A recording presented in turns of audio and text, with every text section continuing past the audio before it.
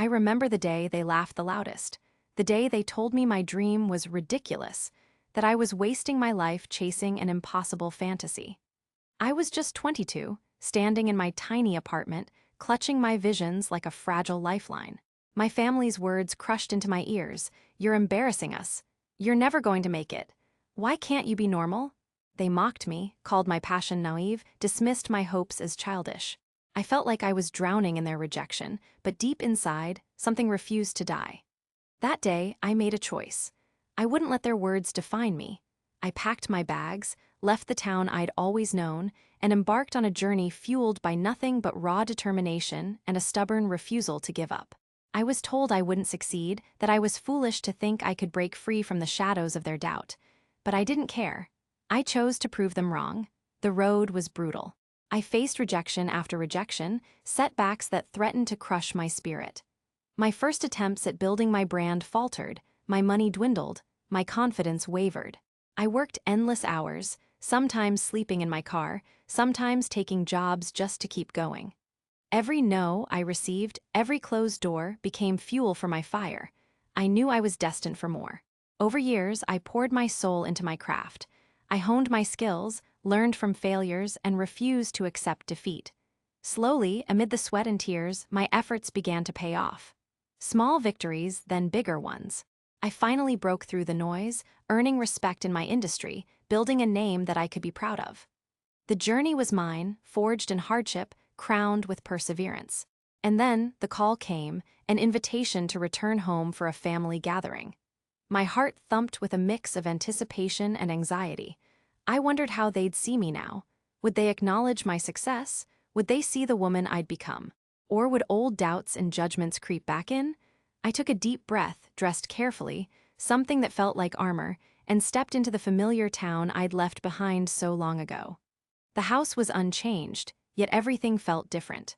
As I approached the door, I saw them, my family, standing in the driveway, their eyes fixed on me. For a moment, silence stretched painfully long. Then my father's jaw tightened, my mother's eyes widened. Then slowly, their faces softened with shock, confusion, and perhaps a flicker of respect. I pushed open the door, heart pounding. "Hey," I said softly, trying to keep my voice steady. They looked at me as if I was a ghost from a distant past, someone they barely recognized. But I kept walking, confident in my new strength. The living room was tense as my family gathered around.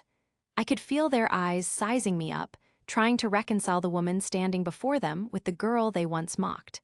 I saw whispers exchanged, faces betraying their surprise.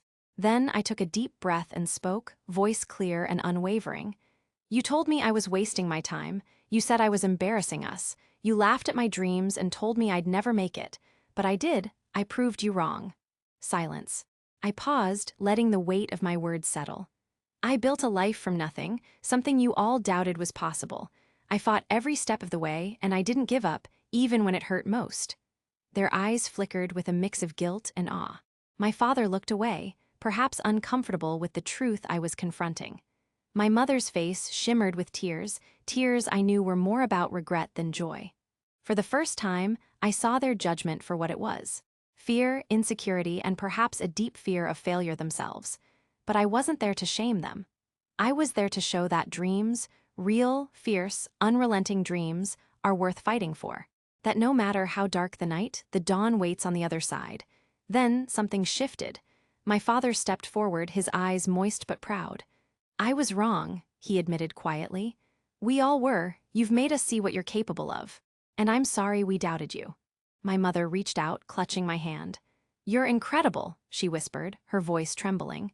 "You're everything we should have supported from the start." In that moment, I realized that the greatest victory isn't just the fame or success. It's the redemption, the healing, the power of standing tall against every voice that told me I couldn't. It's the quiet, powerful moment when family members realize they were wrong, when they see the fire in your eyes and finally understand your worth. As I looked around that room, I felt a surge of gratitude, not just for the victories I'd earned, but for the resilience that carried me through the darkness. I had refused to be defined by their doubts. I had built a life on my own terms, and now I was finally home, not just in body, but in spirit. I left that day knowing I had reclaimed my story. My journey wasn't over, but I had already won. I had turned their ridicule into a testament of strength. And as I walked away from that house, I carried with me the knowledge that no one, no matter how loud their doubts, can ever silence the fire that refuses to die. Because I am proof that sometimes the greatest revenge is not just success, but standing tall and saying, "I made it," in the face of every skeptic. And I will continue to rise because this is only the beginning.